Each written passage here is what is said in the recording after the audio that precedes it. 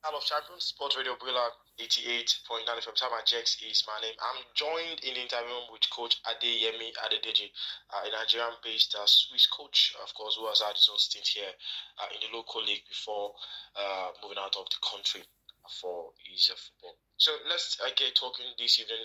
Good evening to you, Coach. How are you doing? Thank you. It's a wonderful evening to be here again once again. All right, I'm sure you have been following the African Cup of Nations. It is what the whole world is talking about at the moment. Whether you are watching from Europe or America or in Australia, everyone is talking about the Afcon. How would you say in Switzerland, the following of the Afcon is like from your own point of view? For me, at this stage of the Afcon, I have to be proud of being an African because I can see the competition itself as go beyond expectation. We can see a lot of surprises. We can see a lot of improvement in every African country who represent their country in the Afcon. We can see most of even the Europeans, my colleagues, coach colleagues here in Switzerland, they are surprised to see the type of football that way they play in Africa, not like the way they think we do play football. It's just all about strength. But up to date, we can see a lot of technical team, a lot of surprising team who have proved everyone wrong that football has gone beyond what people are thinking. That is fantastic, and it's interesting to see that perception is changing with the quality of play we've seen at the Afcon Cup of Nations, and I can't but help but agree. Now, as we move further in this conversation this evening, we have seen the Super Eagles perform. We've seen the big guns also perform as well, and we've also seen supposedly small teams, triumph over big sides at the Afcon. So far, so good this season. You look at Mauritania, you look at Namibia. These are two teams who are reaching the round of 16 for the first time in their history at the Afcon. Would you say that the reason why the small teams are performing is it a function of the big teams not living up to expectation, or do you think it's because the level of competition has taken a top notch higher? At the moment, I will tell you that football has gone to another level. You can see that we are now in the global war where computer play the vital role when it comes to football. It's not like before that we believe only in the theory and forget about the practical. So it's now football goes with theory and practical in global war, and you seeing the Africans play more than especially the minnows, surprising the bigger countries who have the name, who have the pedigree for a long time that have been dominating the African Cup.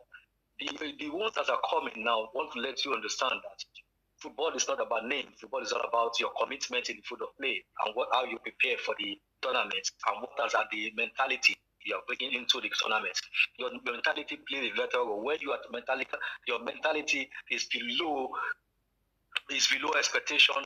You see that the minnows they're going to take you a surprise whenever you are playing them. So that's why you see today the big teams, the giants, they are playing below expectation, except the Moroccan and the Senegal.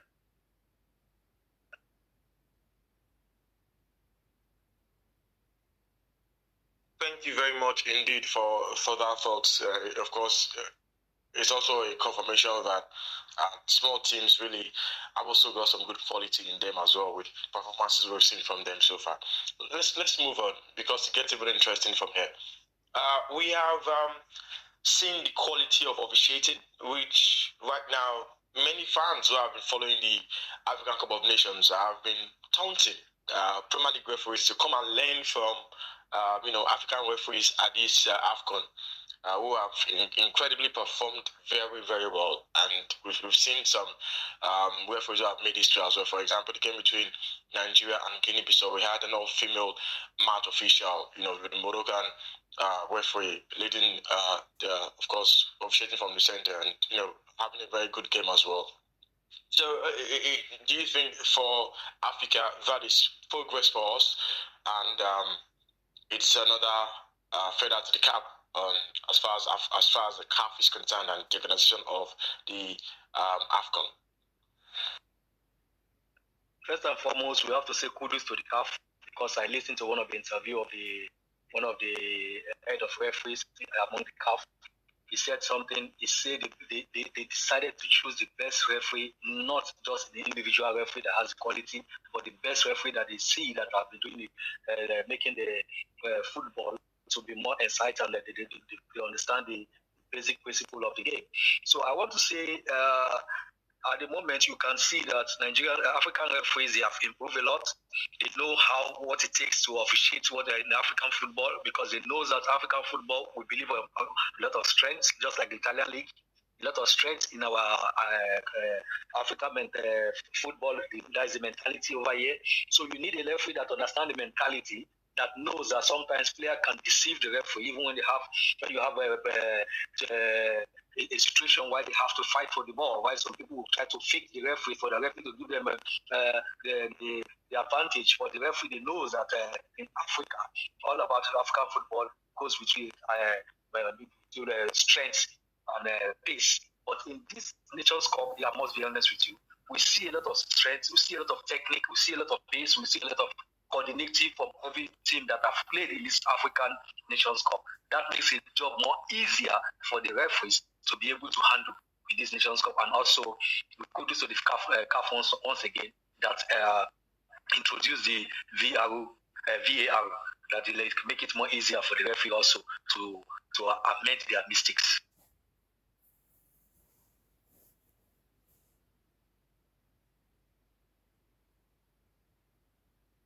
Now, the Super Eagles of Nigeria will play against Cameroon, and one of the biggest talking points so far on the performance of the Super Eagles of Nigeria is how defensive the Super Eagles have been. I mean, before the start of the Afcon, we were conceding goals, and looks like Coach Osipesero saw that there was a need to, work on that, and it's evident he's done that. Looking at the record at the group stage, 2 clean sheets, just 1 goal conceded, and of course the through to the round of 16. Do you think that at this round of 16, how important is the quality of our defense? When our attackers are not performing, how do you think our defense can help?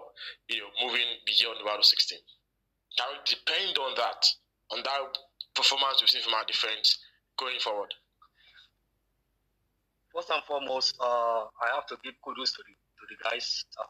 Every player that played from the onset to the end of the blast of the whistle, and the tactics the coach employed in this tournament was something I love so much, because I've said it in a Billy FM once a while when you invited me here to come and talk about the kind of tactics we play. This playing 3-4-3 is a very good system. It's an attacking system, because it makes you to have a less defender, that you can be able to attack your opponent with 5 or 6 players or 7 when you are going off front. But the thing I want to say, why I say kudos to the boys, is that so when they lose the ball, they are defending collectively, but they're playing collectively in the second half of the field, and the third half of the field is what is lacking in the field. So, what makes me so little bit sad is, I have said this on this Billy FM before, when you invited me the last time. I said, before the Nations Cup, the coach should look for a way to make sure that he played this 3-4-3 or 3-5-2, so that he can be boys that he's going to use for the Nations Cup. He can prepare them for the tactics he's going ahead before the Nations Cup starts. But he did not do that. He started playing 3-4-3 when he went to Abu Dhabi for pre-season to prepare for the Nations Cup, and he played only that game against Guinea, and they lose to the Guinea 2-0. Now that makes it more difficult for the guys to understand the way to play. You can see the cohesion of going off front is not there, but defensively they do the right job, which they are playing 5-4-1. They are doing the right job, because without those wingers coming back to help them in the defense line, we could have a problem in this type of tactics. But because the boys are willing to sacrifice their strength, their time, and their ability to make sure the team gets what the result, the needed results, that's why you see that our defense up to today, we have only conceived just 1 goal. If they continue this way, I think it's an advantage. But you see, you have to work how the team can play collectively in the off front so that they can be able to take their chances. Because I see Nigeria team as a more attacking team because you have all the quality to play attacking team. That's why I prefer us to play 3-5-2 or we should play 4-4-3. That will give them more ability, more attacking mindset. Even when we lose the ball, we can be able to play also defensively. You can also play with 5 defense when you are playing 4-3-3 or 5-3 or 3-5-2. So for me right now, I will only say kudos to the guys, and I want to wish them all the best, and I pray that the coach get the tactic right this time around against Cameroon. All right. In the game against Cameroon, what is more important? I know result is very important. We have to win so that we can move to the next round. But where do you think the match will be won? Is it defense? Is it in the attack? Where do you think the match will be won? For me, I would love it that I would say, that's why I said 3-5-2 or 4-4-3. I would love us to bring the game to the opponent's half, which is the half of the Cameroon. We can only beat the Cameroon when we come all out from there.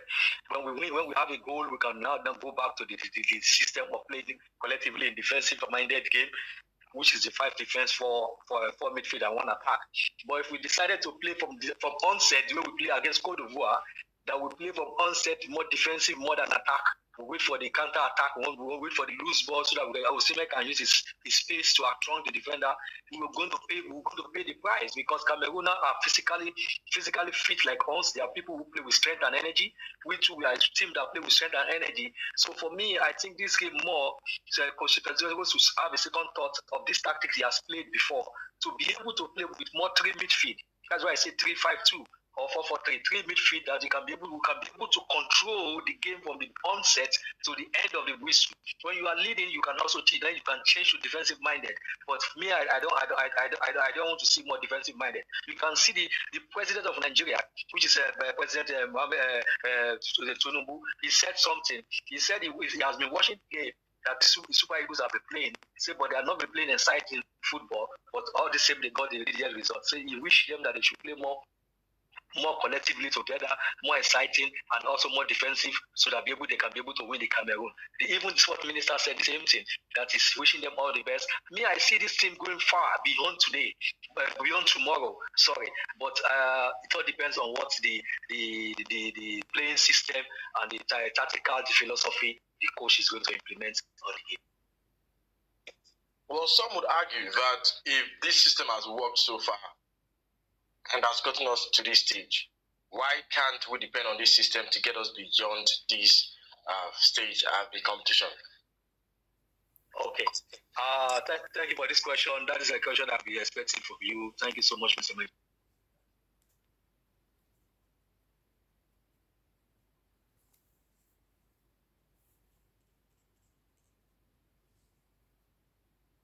For this question, that is a question I've been expecting from you. Thank you so much, Mr. Major. See, let me tell you, a coach that understands his audience, as an opponent, if I'm the coach of the Cameroonians, I will go back to all your previous matches. The first match you played 3-4-3, second match you played 3-4-3, third match now you play 3-4-3, and we see come again with this 3-4-3 system against me, I'm going to win you because already I know where you are weak, I know where you are strong. I will use your strength I will use your weakness to be my strength, and I will use your strength also to shadow you where you see you have the strength on. So when a coach depends on the same philosophy from the onset of the tournament to the end of the tournament until he gets out of the tournament or you get to the final, a good coach that understands his honors, he will play. If you are playing when it comes to that match. Let's take for example in Cameroon where we played in the group stage, we played 4-4-3. Kudos to him. He won the 3 matches in the group stage. But when it comes to knockout stages against Tunisia, he still played the same players in the same system he has been playing from onset, which is the 4-4-3. What happened against Tunisia? They study us. They play more defensive. They play more defensive collectively. Tunisia has not been playing like that before. Tunisia has been playing offensive football. But in this tournament against Nigeria, in Tunisia, in Cameroon, against Tunisia against Cameroon, what did the Tunisians did? They play more defensive. They deploy 4-5-1. They play 4-5-1. And at the end of the day, they wait for a counter attack. The moment they get that one goal, we struggle for 90 minutes. Even when we bring it, we'll be inside. After 2-3 minutes, 5 minutes, he got the red card, and the game was off. It was off. So a good coach That to understand is one of when you sit down and know that this opponent is playing this system, it will be able to for the coach now to outplay you. But if you are a coach that understands your audience, you know that every match have a different approach. That is the reason I will say for my advice to Jose Pesero is for him now to catch them unaware, to start with another tactics, so that after in some minutes in the game, or 20 minutes or 30 minutes on the game, he can go back to that 3-4-3. It will confuse the opponent. But if he stay the same system that is going to play today, you will see that he has been playing. You will see that it will make it more difficult for Nigeria to outplay Cameroon. Thank you very much, Kochi. As we wrap up, it's been a very interesting conversation so far. Thank you for very brilliant submissions. What we've seen at the Afcon, aside from the many goals we have seen, I mean, over 90 goals I think have been scored, and it continues to even get better. What we have also seen is what I call sack-a-thon. You know, the fact that 5 managers have relieved of their duties and one to actually resigned. Talking about the coach of Gambia, Tom Sanfie, who did an absolute job for them, but of course couldn't get them through. Now, this phenomenon in AFCON, we've not seen it before. That the tournament, coaches who have not performed well, from Algeria, to Ivory Coast. I mean, Ghana, quite a number of these teams that are expected to really do well, they have not done well, and the federations of these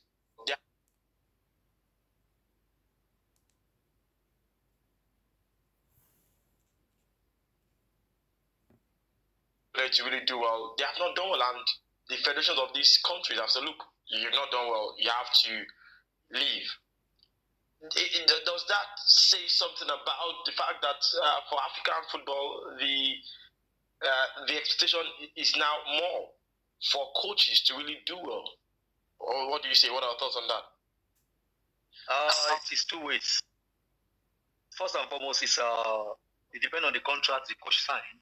Like Coach Jose Pesero, he signed that if he did not win the World Cup, the African Cup, they should not extend his contract. He will resign. They will sack him.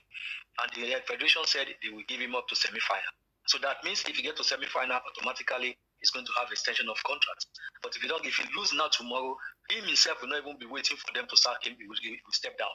So now same goes to the other African countries. This can be the clause in their contract that they said if you go out of the group stage, definitely you are not going to continue your job. Immediately, you just have to go. That's why some of them will be able to announce it immediately. The coaches could not get to the round of 16.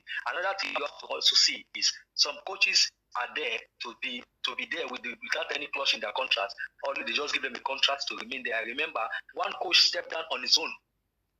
He said he wanted to step down because he couldn't be able to qualify them to the round of 16. Say he gave up, he don't want to continue with the team. So I want to say it's all about commitment from the federation and commitment from the coach himself. If you are a coach, you have a pride that you thought you believe in your ability, you're competent to be able to deliver. And unfortunately, you could not deliver more than your expectation. You don't even have to wait for the federation to sack you before you step down. So I think the competition now has gone to another stage that now every country wants to have a clause in the contract of any coach that is coming. It's not about development system that you have to stay for 5 years to see what you want to do. As long as you are there, you accept the job, then you have to prove the reason you are given that job. I think that's the reason you saw many sack in this tournament, and you see more in this round of 16. All right. Well, Coach, as we wrap up, which team do you think is the biggest threat to the Super Eagles of Nigeria if they were to play in the final? The same big team, the big guns there. What do you say? I've said it in some I've said it in some WhatsApp platform, also in a TV station. I said one thing. I said if Nigeria get to the quarterfinal, I see Nigeria taking a medal. It may be the gold, the silver, or the bronze, and they will get a medal. 100% they will get a medal because they will cross to semi-final and they get the medal. But the threat I see in this tournament at this moment, that I have said also in Vanguard newspaper, I said the team I see that can win the Nations Cup in this time around are 3 countries or 4. First is there's Tunisia, Senegal again. Secondly is Morocco. Third, Nigeria. And unfortunately, I said the fourth is going to be Egypt. So and Egypt have not been impressive up to now. So let's see how it goes. I just hope that Nigeria can pass this undo. Then this undo when they go to the quarterfinal and be able to get to the semi-final. When they get to the semi-final, I smell Nigeria winning any this medal to Africa. All right, it's been an absolute pleasure speaking to you, Coach Adedeji, all the way from Switzerland. Thank you for the privilege of your attention. Speaking to us on Brilla at this time on the Area Sunset Sports Show. It's always a pleasure to be here. Thanks once again for inviting me. And I want to say good greeting to the chairman, the double doctor, and all beloved workers over there. As a God be with every one of us. All right, have a good one. Thank you.